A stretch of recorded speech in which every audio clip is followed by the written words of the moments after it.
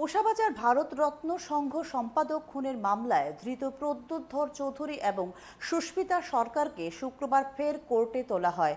Police Pradyut ধর চৌধুরীকে 6 দিনের এবং সুস্মিতা সরকারকে 8 দিনের পুলিশ রিমান্ড চেয়ে পেশ করে। পুলিশের আবেদন সম্পর্কে জানান স্পেশাল পিপি শঙ্কর লোধ।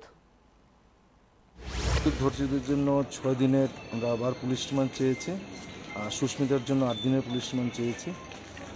কারণ মেইন রিজন হচ্ছে প্রদ্যুৎ ধর চৌধুরীর সঙ্গে দেখা গিয়েছে যে লাস্ট 2 মাসে মোর দেন 200 কল আছে, 200 কল মানে পার ডে মোর দেন 3 কলস।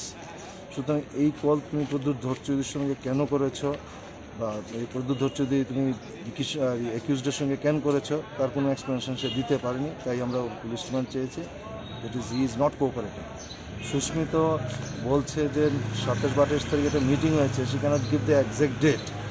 সেই ডেটে বলছে মেইন অ্যাকিউজ তার শালা, মেয়েটা ছিল এবং আরও অনেকে, আরও অনেকে। এই কথাটা জানার জন্য তাকে বহুবার চেষ্টা করা হচ্ছে, but she is not cooperating. For that reason আমাদের তার এই ডিসক্লোজ করার জন্য পুলিশ রিমান্ড আমরা চেয়েছি।